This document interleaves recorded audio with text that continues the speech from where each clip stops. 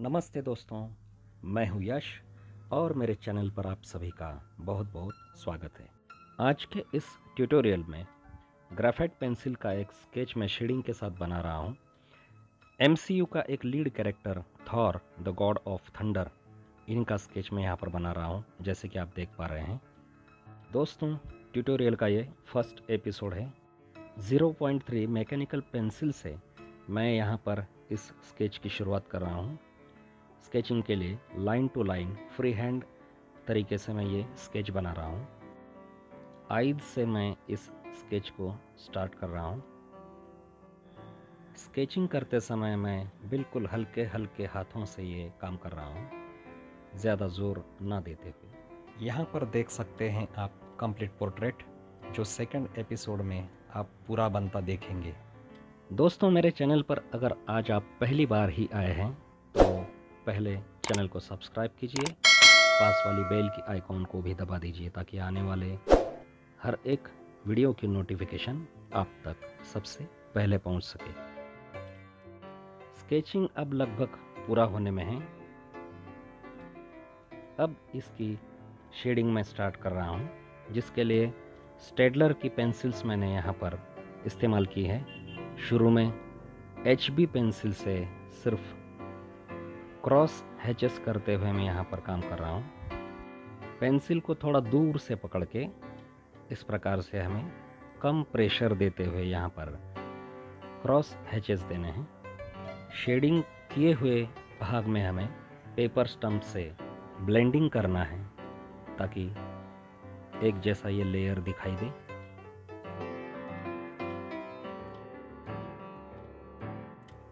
दोस्तों, शेडलाइट वाले इस पिक्चर में अगर हमें डिटेल्स दिखाने हैं तो हमें इस प्रकार से एक पर एक कई लेयर देने पड़ते हैं। एक लेयर देने के बाद में उस पर मैं अब 4B पेंसिल से दूसरा लेयर यहाँ पर दे रहा हूँ।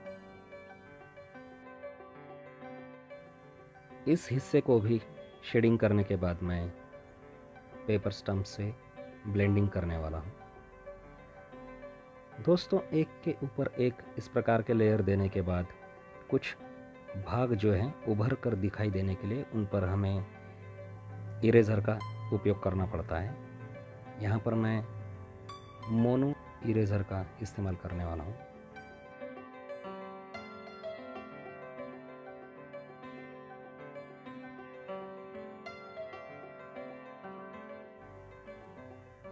यह है मोनो इरेज़र, जिसके छोटे पॉइंट की मदद से मैं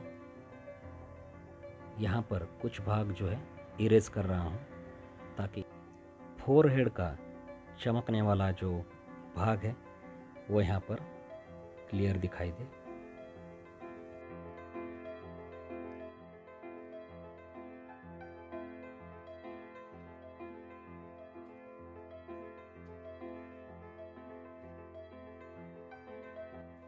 दोस्तों, वीडियो अगर आपको अच्छी लगती है या स्केचिंग अगर आपको अच्छा लगता है तो एक लाइक ज़रूर कर दीजिएगा।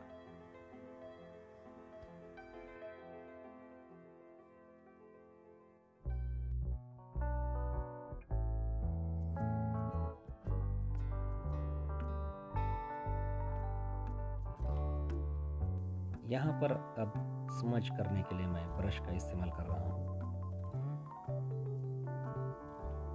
दोस्तों, डार्कर टोन यहाँ पर अब बढ़ाते जाना ज़रूरी है, क्योंकि जो ओरिजिनल पिक्चर है उसमें हम देख रहे हैं कि बहुत ज़्यादा शेड लाइट्स वहाँ पर दिखाई दे रहे हैं। बस यही तरीका अपनाते हुए दोस्तों, इसके आगे मैं पूरे फेस पर अब शेडिंग करने जा रहा हूँ। Light tone, middle tone, dark tone, और उन्हें एक साथ मिलाने के लिए ब्लेंडिंग कर रहा हूँ पेपर स्टम्प से। साथ ही इस शेडिंग में कुछ जगहों पर हाईलाइट दिखाने के लिए मोनो इरेज़र और नीडेड इरेज़र का मैं इस्तेमाल कर रहा हूँ। तो आइए देखते हैं अब इसके आगे ये पूरा पेंसिल शेडिंग।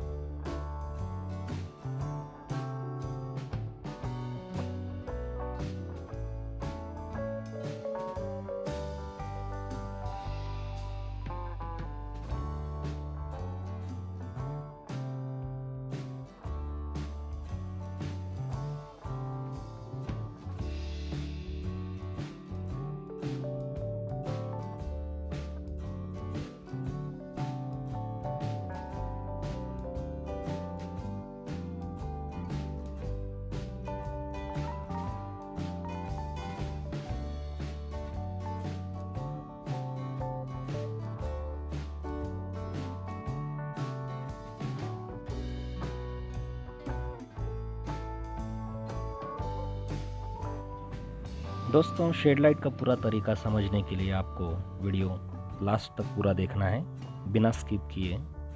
साथ साथ एक लाइक ज़रूर कर दीजिए।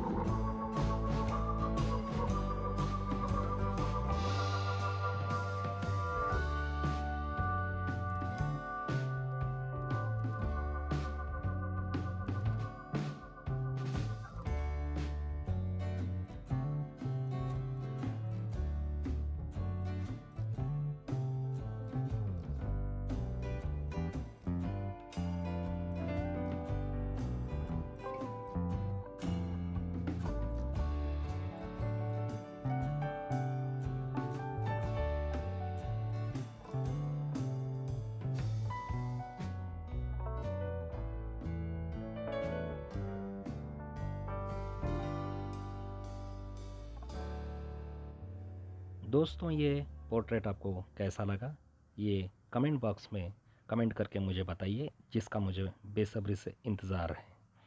जल्द ही मिलेंगे हम इस पोर्ट्रेट के दूसरे एपिसोड में।